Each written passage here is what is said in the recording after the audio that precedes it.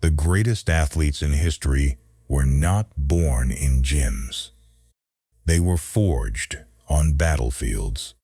Roman generals trained their legions not just to fight, but to become physically and mentally indestructible. They had no supplements, no recovery coaches, no performance metrics.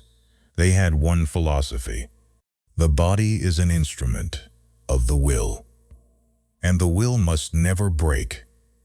Today, we learn how they did it. Welcome to Stoic Athlete, where ancient wisdom meets modern fitness. In previous videos, we've explored how Marcus Aurelius, Seneca, and Epictetus approached the body and mind. Today we go one level deeper into the military philosophy that shaped Stoic physical training at its most demanding. 3 figures, 3 lessons, 1 unbreakable framework for building the body of a Stoic warrior.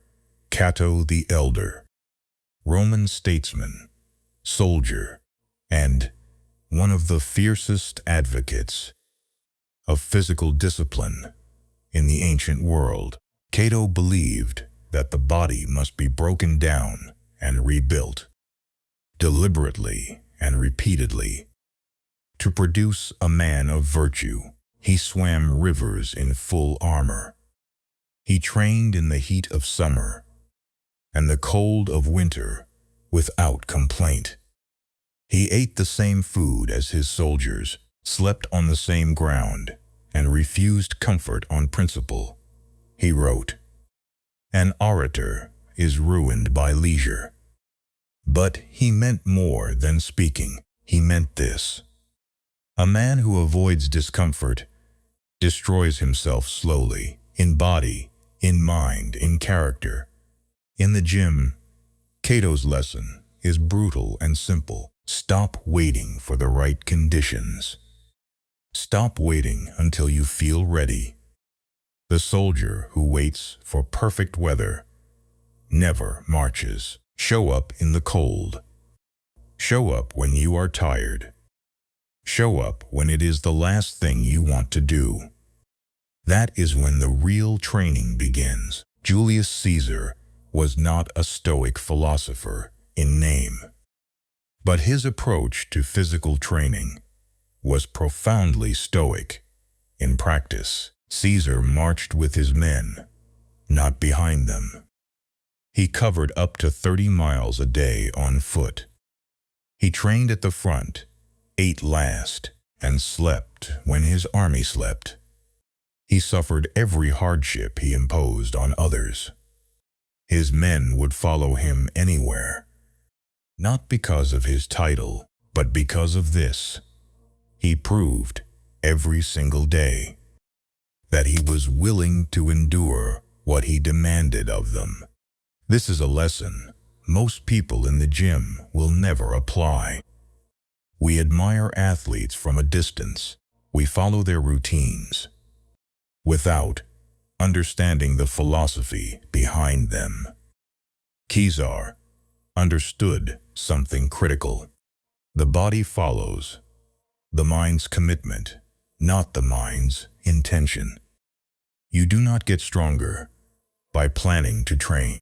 You get stronger by being the person who shows up, regardless of what you feel, and then doing the work. Indentians are cheap. Discipline is rare, and it is discipline alone that builds an unbreakable body. Scipio Africanus defeated Hannibal, one of the greatest military minds in history, not through brute strength alone, but through physical and mental preparation, so complete that nothing could surprise him. Scipio trained his soldiers on rest days. He drilled them when they were exhausted. He simulated hardship in peacetime, so that when war came, the hardship felt familiar. His philosophy: the battle is won in preparation. not in the moment of conflict.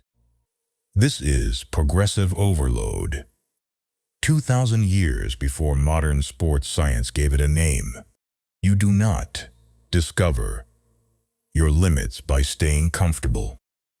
You discover them by deliberately going beyond what feels possible, and then recovering and going further again. Every extra rep you do not want to do. Every morning session you drag yourself out of bed for. Every cold shower when your body wants warmth. That is Scipio's training. That is the preparation that wins 3 generals, 3 lessons that have survived 2,000 years.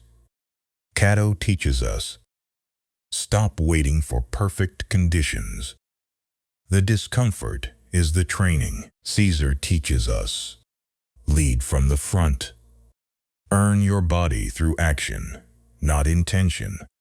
Scipio teaches us, prepare so completely that nothing can break you when it matters. These men did not have protein shakes. They did not have personal trainers. They had philosophy. And it built the most powerful military force the ancient world had ever seen. The question is not whether you have the time, the equipment, or the motivation. The question is whether you have the will. This is Stoic athlete. Train your body. Master your mind. Live like a Stoic.